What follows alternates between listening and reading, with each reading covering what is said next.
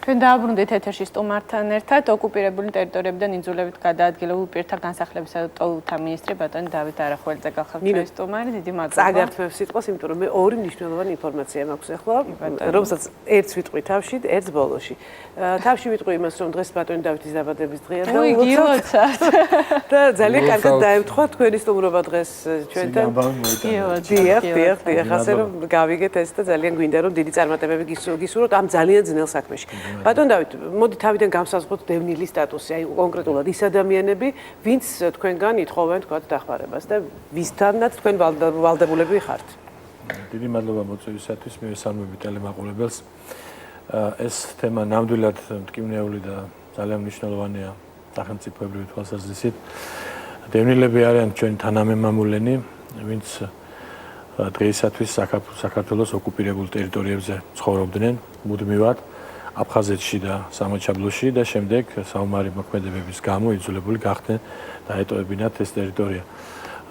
სიუჟეტში ითქვა მე მივაქციე ყურადღება, რომ საუბარი იყო ხელახალ რეგისტრაციაზე, ჩვენ დევნილთა რიცხვის, მათი ოჯახების რიცხვის სოციალურ-ეკონომიკური მდგომარეობის, ქონებრივი მდგომარეობის დაზუსტების მიზნით მთავრობის განკარგულების შესაბამისად გასული წლის 1 აგვისტოს დავიწყეთ დევნილთა ხელახალი სავალდებულო რეგისტრაცია, რომელიც დასრულდა 27 დეკემბერს, შემდეგ გავაგრძელეთ 2 თვით და კიდევ ერთხელ იმისათვის, რომ არ დარჩეს არანაირი კითხვა და არანაირი პრობლემა ვინმე დევნილს, თქვა ჯანმრთელობის გამო ან საზღვარგარეთ გასვლის გამო კიდევ გავაგრძელეთ მიმდინარე წლის 1 ივნისამდე.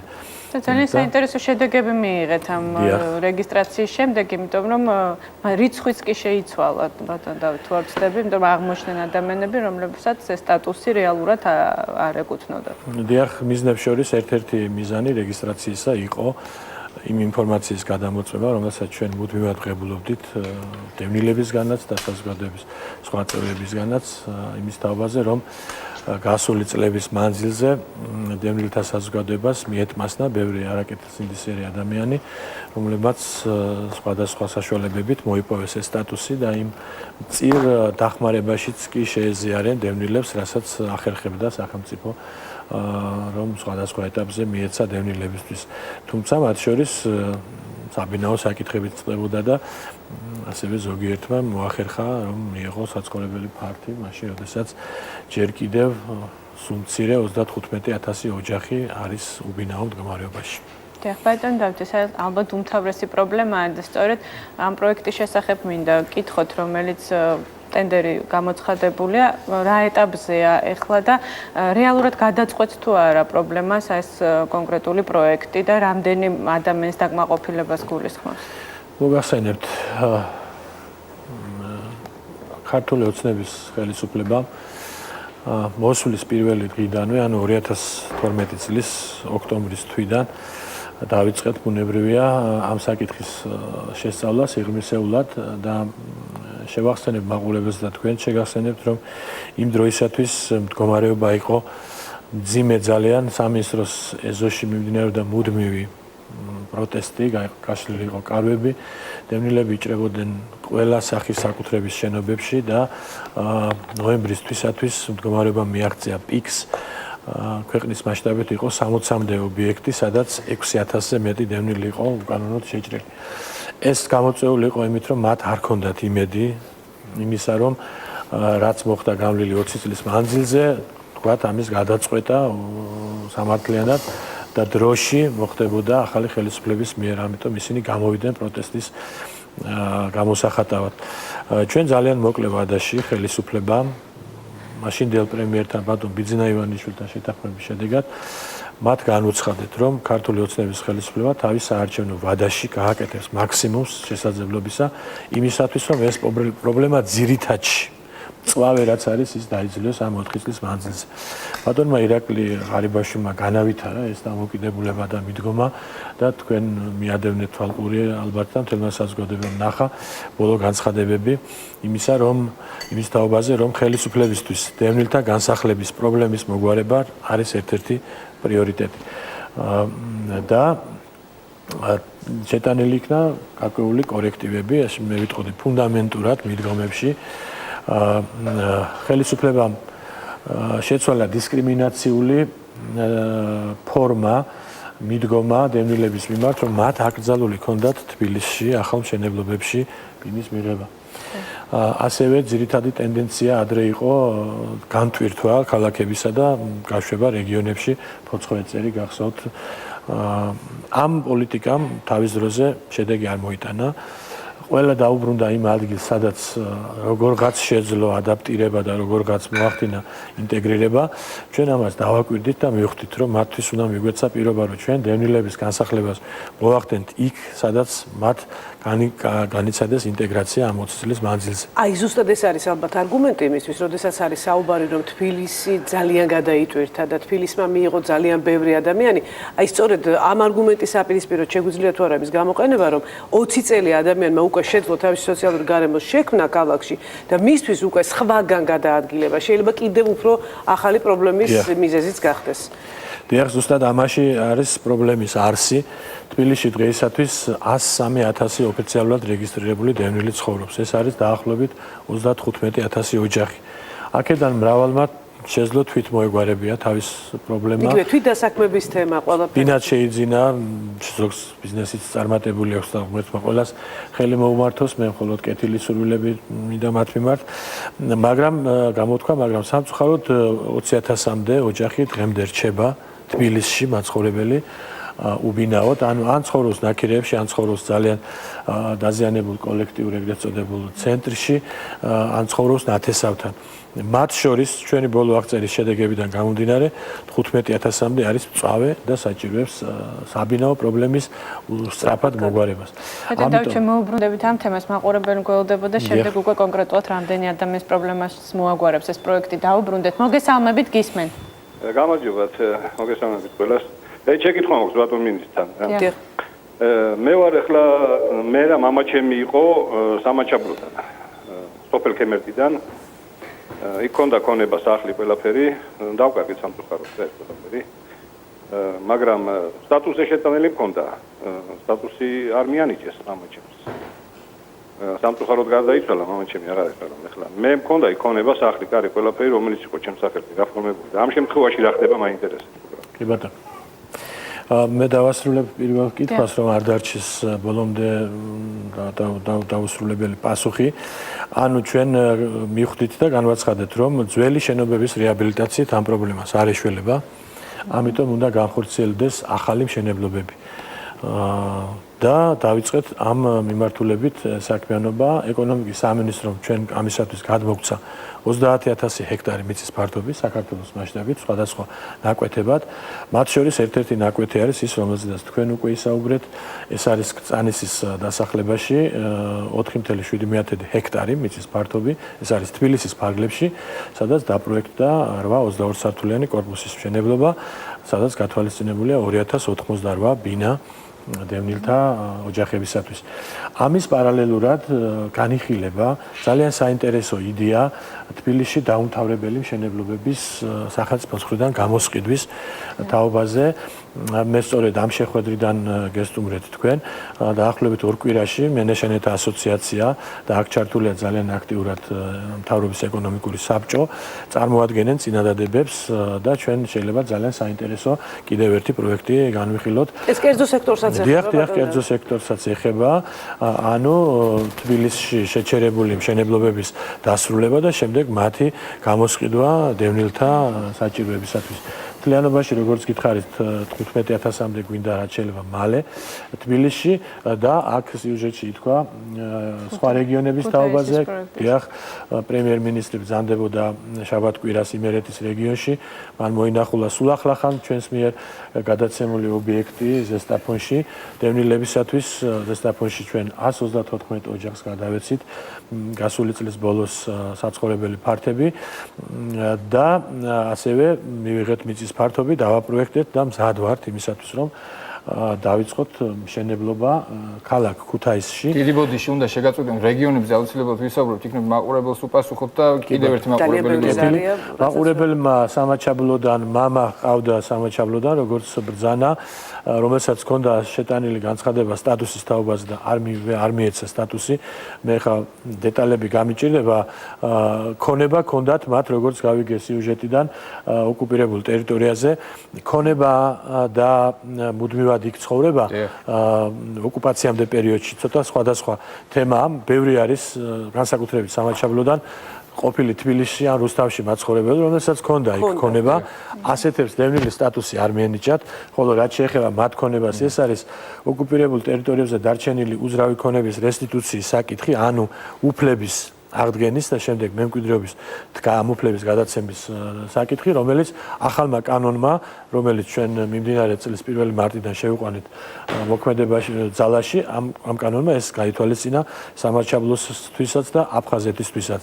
ასე რომ თუ დევნილი სტატუსი არ აქვს და ამ არ მიცემაში დევნილი სტატუსისა არანაირი დარღვევა არ არის, მაშინ მათ აქვთ მომავალში პერსპექტივა, რომ იქ დაკარგულ, დატოებულ უძრავ ქონებაზე კონდეთ უფლება და ვის ასაკოვანია მას ამ უფლების მემკვიდრეობით გადაცემის უფლება. კიდევ ერთი მაყურებელია და კიდევ ერთი კითხვა მაქვს აუცილებლად. ისმენთ მოგესალმებით. გამარჯობა. გამარჯობა. ბატონ მინისტრ, რანამ აქვს შეკითხვა. მე ვარ აფხაზეთიდან დევნილი 5 შვილის დედა. ცხოვრობდით გაგრაში. მეუღლე არის ბატალიონის მეთაური, იყო იქ იბრძოდა. 3 შვილი მყავს იქ გაჩენილი და დღეობით მე პრობლემა შემექმნა დევნილობის სტატუსზე და შეჩერებული მაქვს შემწეობა. ვის მივმართო, რა გავაკეთო? 3 შვილი იქ მყავს გაჩენილი და როგორ შეიძლება რომ სტატუსზე მაქვს მე დაბრკოლება? დიდი მადლობა შეკითხვის. მიმართვის პრობლემა არ არსებობს ნებისმიერ დღესაც მიმდინარეობს და როგორც გითხარით 1 ივნისამდე გაგრძელდება რეგისტრაცია, ვისაც ჰქონდა სტატუსი, თუ არ ჰქონდა სტატუსი, ამის თაობაზე მიიღება განაცხადები და განიხილება, თუმცა მე უნდა აღვნიშნო, რომ ჩვენ გავამკაცრეთ მაქსიმალურად იმ მიზეზიდან გამომდინარე, რომელზედაც მე თავში ვისაუბრე, რომ გამოერიცხოს ის ადამიანები, დუბლირება ან იყო ასეთი თქვა, თითქმის ყველა სტუდენტმა, ვინც სწავლობდა, მაგრამ არ ცხოვრობდა მუდმივად, თავის დროზე მიიღო სტატუსი, შემდეგ მიიღეს ოჯახის წევრებმა და ასე შემდეგ ან მოსაზღვრე ტერიტორიებიდან ათესავების ან ნაცნობების ხარჯზე. ამიტომ ჩვენი დამოკიდებულება მკაცრია იმ ნაწილში, რომ ვინც არის ნამდვილი დევნილი, მათ მაქსიმალურად უნდა დავეხმაროთ. ვინც არ არის ნამდვილი დევნილი, იმათ ბოდიში უნდა მოუხადოთ. სისხლის სამართლის პასუხისმგებლობა მათ არ ეკისრებათ, იმიტომ რომ ამნისტია არის ამ საკითხზე. თუ აქამდე სარგებლობდნენ დევნილის შეღავათებით, მათ მომავალში ასეთი შეღავათება. ნამდვილი დევნილი და არა იყო ასეთი. სამწუხარო რეალობა არანამდვილი დევნილი ნიშნავს, მაგალითად, მიმდებარე არ მინდა ხა რომელიმე რაიონი ან მუნიციპალიტეტი დავასახელო, ელემენტარულად არ იქნება კორექტული, იქ მაცხოვრებელს აქვს საბუთი, რომ თითქოს მუდმივად ცხოვრობდა თქვა სოხუმში. სინამდვილეში არ ცხოვრობდა. ბატონ დავით, ერთი კითხვა მაქვს ძალიან დიდი ბოდიში, მართლა საინტერესო თემაა და მტკივნეული ალბათ სავარაუდოდ. კანონი არ არეგულირებს ამას. ეს რა თქმა უნდა კანონის დარღვევაა. რა თქმა უნდა თავის დროზე მან ასე ვთქვათ, რომელიღაც საჯარო მოხელის დახმარებით მიიღო პირადობის მოწმობა, თითქოს იქ ცხოვრობდა მუდმივად. შემდეგ სხვა საჯარო სამსახურმა გასცა ცნობა ასევე რომ ის ცხოვრობდა მუდმივად იქ, ამ ორი საბუთით მოვიდა დევნილთა სამინისტროში და მიიღო სტატუსი.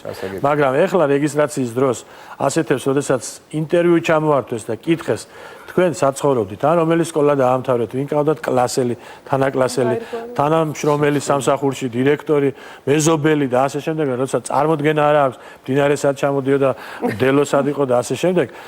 ბოდიში მოუხადეთ ეს, მე მგონი ძალიან რბილად ვთქვი, ამნისტია მათზე ვრცელდება, სისხლისამართლებრივი პასუხისმგებლობა მათ ამის გამო არ ეკისრებათ, თუ არ მიიღეს ამ დროის მანძილზე მსხვილი დახმარება სახელმწიფოსგან, თქვა ფულადი კომპენსაცია ბინის სანაცვლოდ 10,000 ან მეტი დოლარის ოდენობით, ან საცხოვრებელი ბინა. თუ მხოლოდ ასეთებზე ამნისტია არ გავრცელდება. ხოლო დევნილი შემწევას ღებულობდა, რომელიც მწირი იყო და სხვა რაღაც სოციალურ დახმარებას, ეს მათ ეპატიება. მაგრამ არ ეპატიებათ იმ საჯარო მოხელეებს, ვინც თავის დროზე გასცა ყალბი ცნობა და ასეთი ჩვენ 600-მდე კერძოდ პიროვნების საქმე გადაცემული გვაქვს მთავარ პროკურატურაზე. სულ კონტინგენტი არის 2500-ზე მეტი. ბატონ დავით, აუცილებლად უნდა ვიკითხოთ ერთი რამ, მე წეროვანში გავხდით ამას წინათ გადაღებაზე და იქ ძალიან დიდი პრობლემა დადგა შემდეგი. როდესაც თქვა სახლები აშენდა, მათ აქვთ მოსაზღვრული 600 კვადრატული მეტრი მიწის ფართობი, რაც თქვა თვითდასაქმებისთვის და თქვა მიწის სამუშაოების განხორციელებისთვის არც თუ მთლად თქვა ხელსაყრელი და არ არის ამყოფი.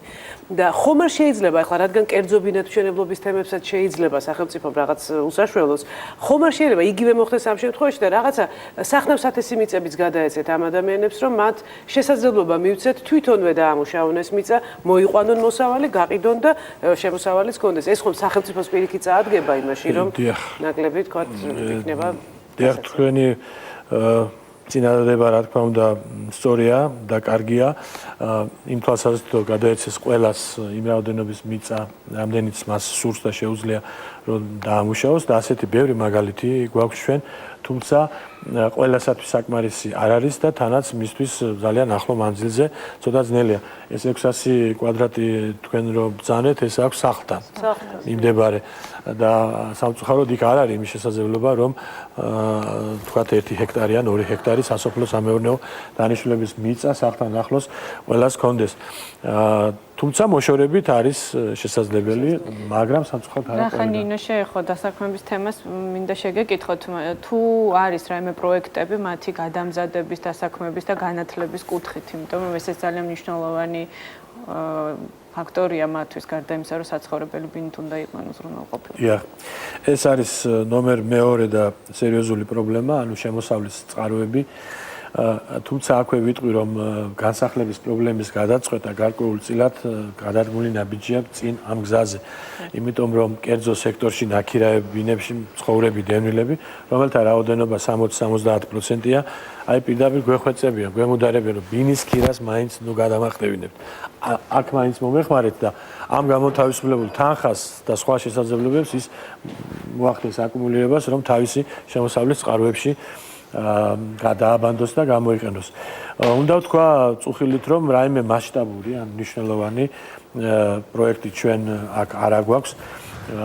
თითქმის წელიწადზე მეტია დიდი მოლოდინით ვართ და ყველაფერს ვაკეთებთ იმისათვის, რომ ამოქმედდეს ევროკავშირის დაფინანსებით 5 მილიონიანი პროექტი დევნილთა შემოსავლის წყაროებზე. ამის შესახებ მე არაერთხელ ვისაუბრე ეთერებში, სადაც მქონდა საშუალება.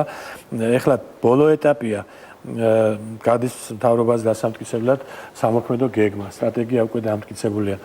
შევქმნით საჯარო სამართლის იურიდიული პირი, რომელმაც უნდა განახორციელოს ეს პროექტი, რაც გულისხმობს, რომ ამ თანხით დაფინანსდეს ყველა იდეა, მიკრო და მცირე ბიზნეს პროექტებისა, რასაც წარმოადგენენ დევნილები. მოხდეს ასევე გადამზადება და დახმარება მათთვის აი ესეთი მცირე პროექტების, მიკრო პროექტების მოფიქრებაში, დამუშავებაში და შემდეგ განხორციელებაში. ჩვენ ადგილობრივების დასაქმებაც რო ხდებოდეს იქვე, ეს რო შედიოდეს სავარდებულო. ადგილობრივ თემთან ერთად ეს არის კომპონენტი ამ პროექტისა. ჩვენ დიდი იმედი გვაქვს, რომ მიმდინარე წლის ზაფხულიდან ეს პროექტი ამოქმედდება.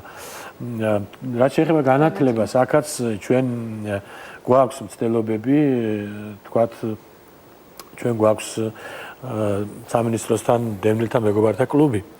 რითაც ვწდებით სამინისტროს დებულებით გათვალისწინებულ ჩვენს უფლებამოვალეობებს, მაგრამ რასაც არ გვაძლევს საშუალებას, თქვათ, ბიუჯეტი და საბიუჯეტო დაფინანსება, იქ ესეთი ფორმა გამოვნახეთ ურთიერთობისა. 30-ზე მეტი სხვადასხვა ორგანიზაცია დავიმეგობრეთ მემორანდუმის მეშვეობით. მათ შორის არის 4 უმაღლესი სასწავლებელი. ეს არის ანდრია პირველწოდებულის სახელობის საპატრიარქოსთან არსებული უნივერსიტეტი, კავკასიის უნივერსიტეტი, თბილისის სახელმწიფო უნივერსიტეტი, ტექნიკური უნივერსიტეტი. ისინი 200 ლარიანი, ზოგ შემთხვევაში ცოტა მეტი, ფასდაკლებით დევნილებს უფინანსებენ სწავლა განათლებას. ამის გარდა ევროკავშირის პროექტით დაფინანსდა 23 სტუდენტის 2 წლიანი სწავლა. ეს არის სპეციალური პროექტი სხვადასხვა ქვეყანაში, ევროპის სხვადასხვა ქვეყნებში, რომ მათ შეიძინონ განათლება, გარდა ამისა დამატებითი გამოცდილება და შემდეგ დაბრუნდნენ ისევ საქართველოში. გარდა ამისა, ჩვენ ვცდილობთ კერძო ბიზნესების მეშვეობით, თქვა ძალიან შეჭირებულ სტუდენტებს პირდაპირ პირდაპირ დავაკავშიროთ, სულ ახლახან იყო სიუჟეტი, კომპანია Galf-მა 5 ჩვენი დევნილი უაღრესად გაჭირებული, მაგრამ წარმატებული სწავლის თვალსაზრისით სტუდენტის ერთწლიანი სწავლა დააფინანსა. იგივე გააკეთა ცოტა ადრე ვისოლმა და ჯამში 24 ასეთი სტუდენტი სხვადასხვა წარმატებულმა კომპანიებმა დაგვიფინანსეს. ჩემი ერთ-ერთი მოადგილე ბატონი მამუკა ცოტნიაშვილი აქტიურად ურთიერთობს ამ საკითხებზე, მაგრამ თავს არაჩვეულებრივი გამოწყებაა ბიზნესის. ცოტა არის, მაგრამ ჩვენი მცდელობაა სულ ჯამში ჩვენ 177 ეს ციფრი ზუსტად მახსოვს, 177 სტუდენტი გვყავს, ასე ვთქვათ, მხარდაჭერილი. კიდე ერთხელ უნდა გაგაწყვეტოთ მაყურებელი მოგესალმებით. ისე მოგესალმებით, გისმენთ. გამარჯობა. გისმენთ. ალო. გისმენთ, მოგესალმებით. გესმით მიხვა. დიახ, ბატონო. გამარჯობა, მოგესალმებით, მივესალმებით მას. დაგვაინტერესებს მარკეტინგში მეორე მიკროში ცხოვრობთ 140 დევნილი ოჯახი, ეგრეთწოდებულ კერძო სექტორში. დიახ. ბინები ასენ 99 წელს დაუმთავრებელი იყო ჩვენი ხარჯებით გადაუხურეთ გავარემონტეთ ჩიგრით ოთასები. ამჟამად თითქოს პრობლემები ჩნდება, ვიღაც მესაკუთრები გამოუჩნდა ერთ ორ სამ დილს. შარშან გავაკეთეთ აბაშიძე შეგვიდა გაფორმებასთან დაკავშირებით დახმარებასთან მაინტერესებს რა უბანში რა სიტუაცია იქნება ეს კორპუსები ეკუთვნის სახელმწიფოს უშუალოდ ეკონომიკის სამინისტროს. ძალიან დიდი მადლობა. სხვა შორის არაჩვეულებრივი შეკითხვა იყო, იმიტომ რომ მე ძალიან დიღომშიც ვიცი ასეთი, სადაც არიან დევნილები შესულები. აი, რა ეშველებათ იმ ადამიანებსაც, ვინც თავიანთი ბინების მოლოდინშია და იმ დევნილებსაც, რომლებიც უკვე ცხოვრობენ და კონკრეტული თანხებიც აქვს დახარჯული. ბარემ იგივე თემაზე მოგწერეს კიდეც 22 კვადრატია მართალია საკუთრებაში გვაქვს, მაგრამ ოჯახის წევრები ვერ ეტევიან ფიზიკურად. და ამ შემთხვევაში როგორ უნდა მოიქცეს? კი პასუხებთ, ესე იგი პირველ შემთხვევაში ასეთი ერთეული შემთხვევები არ არის, ანუ 2000-იანი წლების დასაწყისში როგორღაც გამოცხადდა, მე არ ვიცი, არ მინახავს ნორმატიული დოკუმენტი, მაგრამ თვითონ დევნილები ამბობენ, რომ ხელისუფლებამ თქვა, რომ დაუმთავრებელ შენობებში შედით დაასრულეთ და ეს იქნება თქვენი. და ძალიან ბევრმა ოჯახმა ათეულობით, თუ არა ასეულობით განახორციელა ასეთი, ასე ვთქვათ, ღონისძიება, შევიდნენ დაუსრულებელ შენობებში, თავიანთი ხარჯებით სიმწრით ნაშოვნი ფულით დაასრულეს და ეხლა გამოჩნდნენ მესაკუთრენი. სამწუხაროდ ამ საკითხებს იხილავს სასამართლო და ჩვენ ვერანაირად ვერ შევიჭრებით სასამართლოს კომპეტენციებში, მაგრამ თუ სასამართლომ გადაწყვიტა, რომ ესა თუ ის დევნილი ექვემდებარება გამოსახლებას, ასეთ შემთხვევაში ჩვენ აღსრულებამდე ჩვენ კრიტერიუმები გვაქვს ზოგადად ფართების განაწილების, რაც არის ქულათა სისტემა და ადგენს რიგისობას იმის მიხედვით თუ ვინ უფრო შეჭირებულია, მაგრამ სასამართლო გადაწყვეტილებით დატვირთული ოჯახები არ ექვემდებარებიან კრიტერიუმებში განხილვას და ისინი რიგის გარეშე დაკმაყოფილდებიან საცხოვრებელი ფართებით. ეს იქნება თქვათ კერძო მესაკუთრის მიერ აღძრული საქმე, თქვათ თუ სახელმწიფოს მიერ აღძრული საქმე, ამხანაგობის და ასე შემდეგ. ანუ მართლ ზომიერ ფლობელობაში არსებული ფართიდან ეს ადამიანები დამისამართებული არიან იქ სამინისტროს მიერ. ანუ მისი მისამართი არის იქ სადაც დღეს ცხოვრობს, რომელიც ფართზედაც გამოჩნდა სხვა რეალური კეთილსინდისიერი შეიძლება ითქვას მესაკუთრე, მათ დავას იხილავს სასამართლო. ასეთ შემთხვევაში ჩვენი დევნილის კეთილსინდისიერია ის მოტყუებულიც არის და დაზარალებულიც.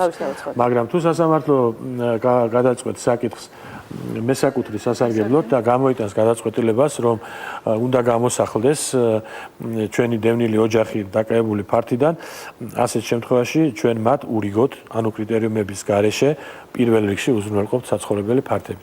რაც შეეხება ისეთი ოჯახების მდგომარეობას, რომლებსაც უკვე აღარ აკმაყოფილებს არ ყოფნის საცხოვრებელი ფართი რაოდენობრივად. აქ ცოტა რთულად არის საქმე, იმიტომ რომ კანონმდებლობა ითვალისწინებს, რომ ვინც დაკმაყოფილდა საცხოვრებელი ფართით, მათ მიმართ სახელმწიფოს ვალდებულება აღარ აქვს გამრავლების შემთხვევაში გამრავლებული ოჯახებიც კიდე დააკმაყოფილოს და მე ვფიქრობ, რომ ეს სამართლიანია, იმიტომ რომ ცალკეულ შემთხვევაში უკვე სხვა საზოგადოების უკმაყოფილებას იწვევს, არა დევნილებს, არავინ არ აკმაყოფილებს საცხოვრებელი ფართებით მათი გამრავლებიდან გამომდინარე. ჩვენ დევნილ ოჯახებს რომლებსაც მაშინ ის 22 კვადრატული მეტრი საცხოვრებელი ფართი მიაჩნდათ საკმარისად და თანხმობა განაცხადეს, ეს მხოლოდ ნებაყოფილობით ხდება რომ გამختარიყვნენ ამ ფარტის მესაკუთრე, ისინი უკვე არიან მესაკუთრენი, მათ როგორც თავში აღნიშნე აქვთ ოკუპირებულ ტერიტორიაზე დატოვებული დაკარგული ქონების, დაბრუნების ან მის სანაცვლოდ ფინანსური კომპენსაციის მიღების სრული უფლება კიდევ დარჩენილი, მაგრამ მათი გაფართოებიდან, გამრავლებიდან და ღმერთმა ამრავლოთ ყველა დევნილი ოჯახები, გამრავლების გამო ახალ შექმნილ ოჯახებს სამწუხაროდ ჩვენ ფართით ვეღარ დავაკმაყოფილებთ, როგორც მინიმუმ მანამ სანამ არ დაკმაყოფილდება ყველა, ვისაც ჯერ არაფერი არ მიუღია. და ასეთი ჩვენ ამ სარეკლამო ჭრაზე უნდა გავიდეთ აუცილებლად, დავბრუნდებით რამდენიმე წუთში.